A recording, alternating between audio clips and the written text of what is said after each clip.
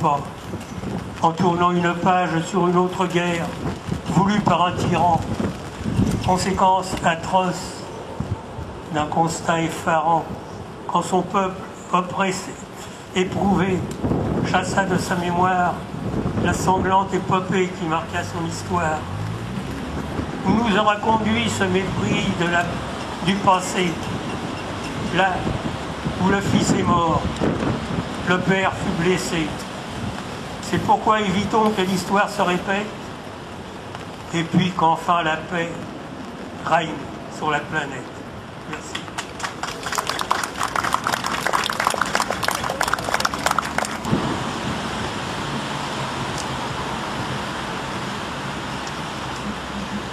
Monsieur le maire honoraire, monsieur le vice-président du conseil général, messieurs les anciens combattants, messieurs et mesdames les responsables d'associations et chers enfants stanois, je voudrais d'abord vous féliciter pour ce remarquable travail de mémoire que vous avez réalisé avec vos enseignants, que vous avez brillamment restitué ici devant nous aujourd'hui, ce qui donne tout le sens d'une commémoration comme celle d'aujourd'hui qui doit être avant tout de transmettre la mémoire. Mesdames et messieurs, le 11 novembre 1918, la guerre déroulait encore sur 500 km de front, ses tranchées de souffrance.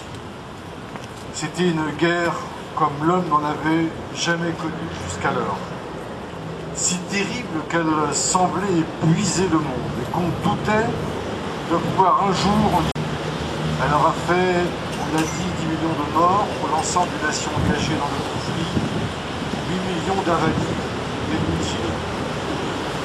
Aux campagnes les plus fertiles de France et de Belgique, elle avait substitué un paysage chaotique et lunaire, un magma de boue et de sang, hérissé de moignons d'arbres, à des peuples heureux, des cohortes d'hommes harassés.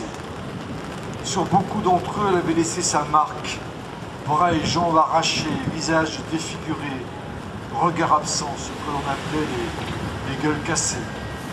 À beaucoup d'autres encore, elle avait pris la vie. Notre imagination nous dresse de la guerre de 14 une image effrayante. Cette image reste tragiquement en dessous de la réalité.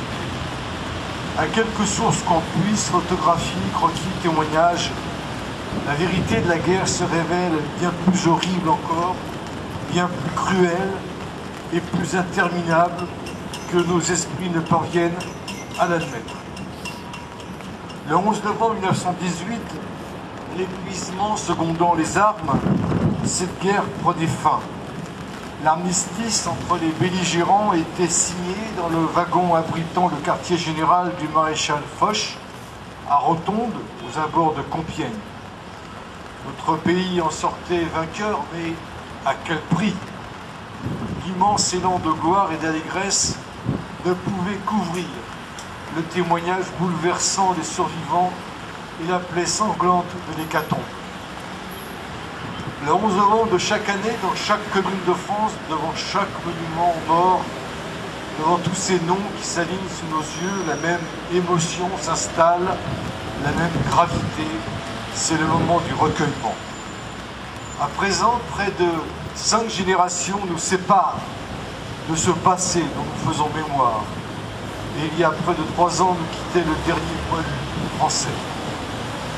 Mesdames et messieurs, 92 ans après la signature de l'armistice, cette commémoration peut nous interroger sur son sens.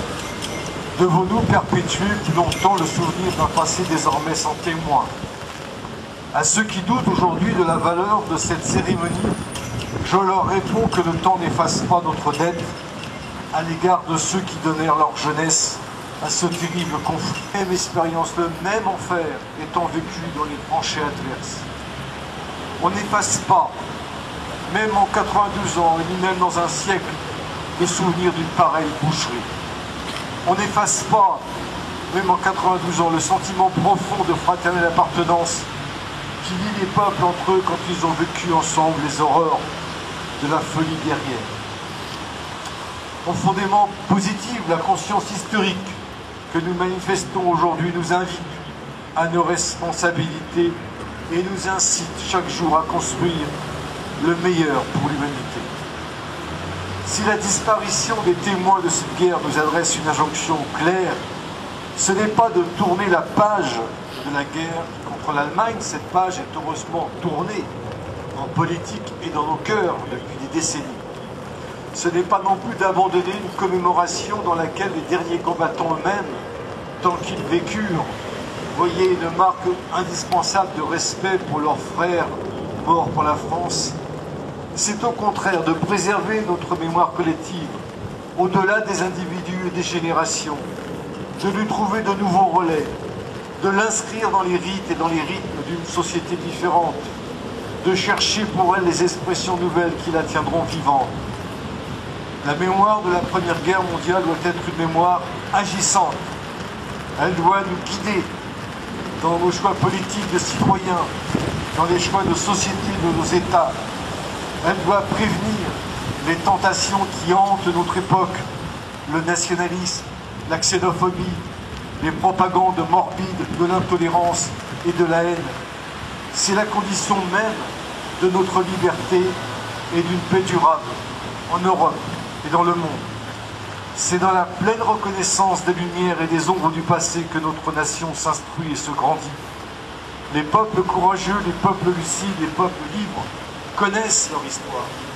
Ils savent l'étudier et l'approfondir, ils savent l'honorer et la partager, ils savent aussi la juger et la condamner parfois, l'occulter jamais.